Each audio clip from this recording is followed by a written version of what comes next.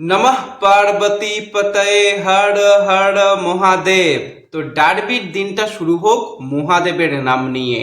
এই ডার্বিটা হতে চলেছে আর 5টা ডার্বির থেকে সম্পূর্ণ আলাদা ডার্বি ম্যাচ। তো ডার্বি মানে তো বাঙাল ঘটির মাঠের মধ্যে সেই এক লড়াই আমরা দেখতে পাবো। ইলিশ চিংড়ির লড়াই মাঠের বাইরে দেখতে পাবো।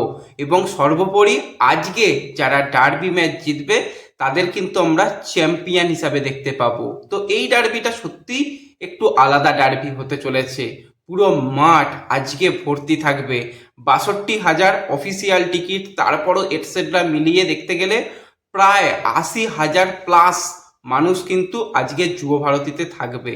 তো এই রকম একটা পরিবেশ, সেখানে অবশ্যই ইস্টবেঙ্গলও চেষ্টা করবে তাদের সর্বোচ্চ দিয়ে ম্যাচ জেতা, মোহনবাগানও চেষ্টা করবে। তারা ব্যাক টু ব্যাক চ্যাম্পিয়ন হয়েছে, এবার কিন্তু তাদের সামনে সুযোগ রয়েছে তৃতীয়বারের জন্য চ্যাম্পিয়ন হওয়ার। তো ওভারঅল কিন্তু ডার্বি ম্যাচ হতে চলেছে হাড্ডাহাড্ডি ম্যাচ। তো সেই ম্যাচের দুটো দলের বেস্ট প্লেইং 11 কি হবে সেই নিয়েই আমরা কথা বলবো। তার আগে একটাই রিকোয়েস্ট, চ্যানেলে যারা প্রথমবারের জন্য এসেছো মনে করে চ্যানেলটাকে সাবস্ক্রাইব করে নিও। ঠিক সন্ধ্যা 7:30 থেকে আজকের ডার্বি ম্যাচ হতে চলেছে। তো যারা যারা ভিডিও দেখছো স্কোর লাইন প্রেডিকশন করে যেও যে আজকের ডার্বি ম্যাচের রেজাল্ট কি হবে। যাদের প্রেডিকশন মিলে যাবে তাদের নাম কিন্তু পরবর্তী সময় অবশ্যই শেয়ার করা হবে। সকলে একটা করেই স্কোর লাইন প্রেডিকশন করে যেও। আর হ্যাঁ, আজকে আমরা কোনোভাবেই ইউটিউব চ্যানেলে ম্যাচের সময় লাইভ আসতে পারবো না। চেষ্টা করব যদি সব কিছু ঠিকঠাক থাকে ফেসবুক পেজ থেকে আমরা লাইভে আসার। তো যারা এখনও আমাদের সোশ্যাল মিডিয়া পেজগুলো ফলো করোনি অবশ্যই ফলো করে নিও আর চ্যানেলটাকে সাবস্ক্রাইব করে নিও। তো আজকে কিন্তু লড়াই হতে চলেছে ডার্বি ম্যাচে, যেখানে অলরেডি আমরা রাইভালরি বলতে যেটা বুঝি 400 প্লাস ম্যাচ। তো সেই 400 ম্যাচের রাইভালরি নিয়েই কিন্তু ইস্টবেঙ্গল মোহনবাগান এগিয়ে যাবে। এবং আজকে মাঠে কিন্তু ক্রীড়ামন্ত্রী এবং মুখ্যমন্ত্রী তাদেরও উপস্থিত থাকার কথা রয়েছে। তো ওভারঅল কিন্তু খুবই বড় ম্যাচ এটা হতে চলেছে। এবার দুটো স্প্যানিশ কোচের কিন্তু লড়াই। এর আগে আমরা দেখেছিলাম যে এই সের্জিও লোবেরা ভার্সেস কার্লেস কোয়াদ্রাতের একটা সুপার কাপের ফাইনালের লড়াই, সেখানে কিন্তু শেষ পর্যন্ত কার্লেস কোয়াদ্রাত তার ইস্ট বেঙ্গলকে চ্যাম্পিয়ন করেছিল ওড়িশা এফসি এবং সের্জিও লোবেরাকে হারিয়ে। তো সেই কার্লেস কোয়াদ্রাত করেছিল এই লোবেরাকে হারিয়ে ট্রফি আনতে পেরেছিল। লোবেরাকে হারানো কঠিন ব্যাপার হবে, অসম্ভব কিন্তু নয়। তো সেক্ষেত্রে অস্কারও কিন্তু এর আগে যখনই মুখোমুখি হয়েছিল লোবেরার বিরুদ্ধে তখন কিন্তু অস্কার তুলনামূলকভাবে এগিয়ে রয়েছে। কিন্তু আর 5টা ম্যাচ আর আজকের ম্যাচের মধ্যে তফাৎ অনেকটা রয়েছে। তো অবশ্যই যেই দল একদম 90 মিনিট, তারপরেও যেটা অ্যাডেড টাইম হবে আরও হয়তো 10 মিনিট অ্যাডেড টাইম হয়ে যাবে, সেই সময় পর্যন্ত মাথাটা ঠান্ডা করে খেলতে পারবে তারাই কিন্তু চ্যাম্পিয়ন হবে। আর আজকে রেফারি থাকবে খুব সম্ভবত সব কিছু ঠিকঠাক থাকলে ভেঙ্কটেশ আর, যাকে তোমরা চেনো ইস্টবেঙ্গল যখন সুপার কাপ চ্যাম্পিয়ন হয়েছিল ভেঙ্কটেশ আর ম্যাচ রেফারি ছিল। কিছুদিন আগে আমরা দেখেছিলাম ভেঙ্কটেশ আর ইস্টবেঙ্গল নর্থ ইস্ট ম্যাচ খেলিয়েছে, মোহনবাগানের পাঞ্জাব ম্যাচ আর একটা মুম্বাই ম্যাচ খুব সম্ভবত খেলিয়েছিল।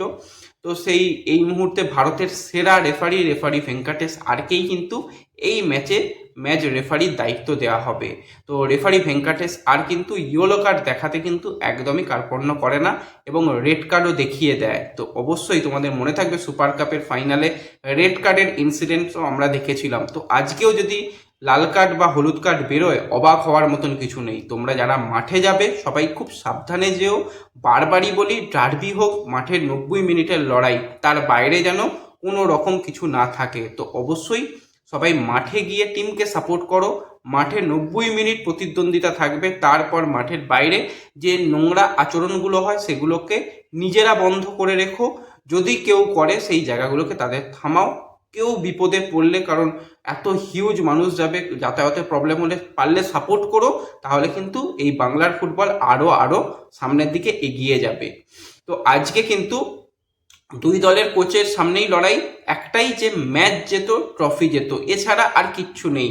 হ্যাঁ, যদি ম্যাচ ড্র হয় তো সেই শেষ ম্যাচ পর্যন্ত আমাদের অপেক্ষা করতে হবে যে কি হবে, কিন্তু হ্যাঁ আজকে ম্যাচ জিতলেই সেই অপেক্ষাটা আর করতে হবে না। তো 90 মিনিটের মধ্যেই কিন্তু দুটো দলই চাইবে যে চ্যাম্পিয়ন হয়ে যেতে, কারণ হেড টু হেডের রেকর্ডই সবার আগে, যদি পয়েন্ট সমান হয় দেখা হবে যে হেড টু হেডের রেকর্ডে কোন দল এগিয়ে রয়েছে, গোল ডিফারেন্স পরে দেখা হবে। তো সেক্ষেত্রে হেড টু হেডে অবশ্যই চাইবে যে কোনো দলই ম্যাচ জিততে, ড্র করে পরের রাউন্ডে গেলে মানে পরের আরও একটা ম্যাচে গেলে সেখানে ম্যাচ জিততেই হবে, তবেই চ্যাম্পিয়ন হতে পারবে। তো সেক্ষেত্রে ইস্ট বেঙ্গলকে অনেকে বলছে যে হ্যাঁ গোল ডিফারেন্সের জন্য ইস্ট বেঙ্গল বেটার জায়গায় রয়েছে। আমি তো বলবো ওসব কিছু হয় না, ডার্বি অলওয়েজ 50-50।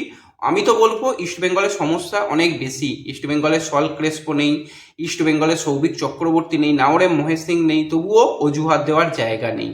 যারা খেলবে লাল হলুদ ওই যে জার্সিটা পরে খেলবে, তাদের নিজেদের 200% দিয়ে মাঠে খেলতে হবে, তবেই কিন্তু ম্যাচ জেতা যাবে। মোহনবাগানের ক্ষেত্রে সুখবর এটাই যে আপুইয়া সে চোট সমস্যা কাটিয়ে সে ফিরছে, তো সেক্ষেত্রে লোবেরা কিন্তু তার পূর্ণ শক্তিকে পাবে।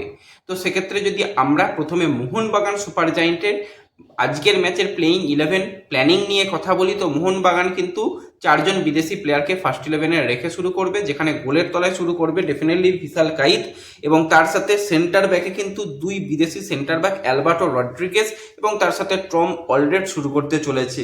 এছাড়া সাইড ব্যাকের দিকে তাকালে সেখানে সুভাশিস বোস এবং টেকচাম অভিষেক সিং থাকবে। মিডফিল্ডের দিকে তাকালে সেখানে কিন্তু আপুইয়া তার সাথে থাপা শুরু করবে, এবং কিছুটা অ্যাটাকিং মিডফিল্ডার রোলে আজকে জেসন কামিংসকে ব্যবহার করার চিন্তাভাবনা থাকবে।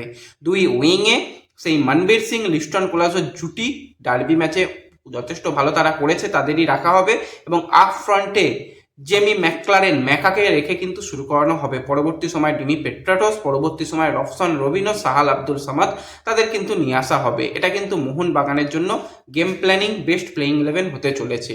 অপরদিকে অস্কার ব্রুজন কি প্ল্যানিং করতে চলেছে তার দলকে আজকের ম্যাচের জন্য, তো অস্কার ব্রুজনের প্লেইং 11 কিছুটা হতে চলেছে এরকম। গোলের তলায় প্রভসুকান সিং গিল শুরু করবে, ডিফেন্স লাইনে কেভিন সিবিলে আনোয়ার আলীকে রেখে সাইড ব্যাকে একদিকে জয় গুপ্তা, অপরদিকে লালচোক নুঙ্গা। মিডফিল্ডের দিকে তাকালে সেখানে মোহাম্মদ বাসিম রাশিদ, তার সাথে কিন্তু জিকসান সিং শুরু করতে চলেছে। অ্যাটাকিং মিডিওতে মিগুয়েল ফিগুয়েরা, এছাড়া উইং পজিশনে একদিকে থাকবে পিভি বিষ্ণু, অপর দিকে থাকবে বিপিন সিং, এবং আক্রমণ বিভাগে অ্যান্টন সয়েজবার্গকে দিয়েই কিন্তু প্রথম হাফে নামতে চলেছে। এবার অনেকে বলবে যে ইউসুফ এত ভালো ছন্দে রয়েছে, কেন ইউসুফ নয় অ্যান্টন? দেখো, প্রথম 45 মিনিট দুটো দলকে মেপে খেলার চেষ্টা করবে, এবং মরণ কামড় ঝাঁপাবে কিন্তু দুটো দলই সেকেন্ড হাফে। তো সেক্ষেত্রে অ্যান্টনকে সেকেন্ড হাফে নিয়ে আসা মানে কিছুটা হলেও পিছিয়ে থাকা। যদি অ্যান্টন ফার্স্ট হাফে কিছু ব্রিলিয়ান্ট করে দিতে পারে, উইঙ্গাররা যদি সেখান থেকে গোল পেয়ে যায়, সেটা সব থেকে ভালো হবে। সেকেন্ড হাফে ইউসুফ এসে যে কটা ম্যাচে নেমেছে প্রত্যেকটা ম্যাচে গোল পেয়েছে, দলকে জেতাতে সাহায্য করেছে। তো সেকেন্ড হাফে ইউসুফ আরও অনেক বেশি প্রেস করতে পারবে, এবং অবশ্যই এটা কিন্তু ভালো একটা প্ল্যানিং যে এমন একজন প্লেয়ার যে বেঞ্চ থেকে আসছে, সে লিগের এখন পর্যন্ত সর্বোচ্চ গোল স্কোরার, তাকে বেঞ্চ থেকে এনে কিন্তু সুপার সাব হিসাবে খেলাতে পারে। এছাড়া ইস্ট বেঙ্গলের কাছে কিন্তু এডমন্ডের মতন প্লেয়ার, নন্দা কুমারের মতন প্লেয়ার, ডেভিডের মতন প্লেয়ার তারা বেঞ্চে রয়েছে, তারাও কিন্তু আক্রমণ বিভাগে সাহায্য করতে পারে। এবং এই ম্যাচে আমি তো বলবো অনেকদিন সায়ন খেলেনি, তবু সায়নকে বেঞ্চে রাখা হোক। সায়নের মতন প্লেয়ারকেও যদি কোচ মনে করে তো অবশ্যই ব্যবহার করতে পারে, হয়তো করবে না তবুও করতে পারে, এটুকু আশা করতে পারি। তো এটাই দুটো দলের জন্য বেস্ট প্লেইং 11 হতে চলেছে। লালচুং নুঙ্গাকে বেঞ্চে রাখা হবে, কারণ আনোয়ার 100% ফিট নয়, তবুও আনোয়ার খেলে যাচ্ছে শুধু দলকে জেতানোর জন্য। তো এই রকম মানসিকতারই প্রয়োজন যে নিজের শেষ শক্তি পর্যন্ত খেলবো, যতক্ষণ মাঠে থাকতে পারি করবো, এবং দলকে জেতানোর চেষ্টা করব। এই মেন্টালিটি আনোয়ার আলীকে আর 5টা প্লেয়ারের থেকে আলাদা করে। আনোয়ারের এখন মোটামুটি 1 মাস বিশ্রামের প্রয়োজন, তা না করে আনোয়ার ম্যাচের পর ম্যাচ খেলছে। তো অবশ্যই এইটা কিন্তু একটা দারুণ ম্যাচ হতে চলেছে, এবং এনজয় করো সবাই ম্যাচকে ম্যাচের মতন রেখো, ম্যাচের বাইরে যেন কোনো ঘটনা না ঘটে। এবং আজকে যা যা সতর্কীকরণ রয়েছে, যে মাঠে অনেক কিছু নিয়ে প্রবেশ করা নিষেধ রয়েছে, সেগুলোকে অ্যাভয়েড করে সব মিলিয়ে ম্যাচ এনজয় করো। এবং দেখা যাক শেষ পর্যন্ত আজকে কারা চ্যাম্পিয়ন হয়, সেই দিকেও নজর থাকবে। কীরকম রেফারিং হয় বা কীরকম ফুটবল আজকে উপহার দেয় দুই প্রধান, সেই দিকেও নজর থাকবে। ব্যাস, এই ভিডিওতে এটুকুই আলোচনা করার ছিল। ভিডিও ভালো লাগলে লাইক শেয়ার করে দিও, চ্যানেলে প্রথমবারের জন্য এলে সাবস্ক্রাইব করে নিও। দেখা হবে পরবর্তী ভিডিওতে। ধন্যবাদ।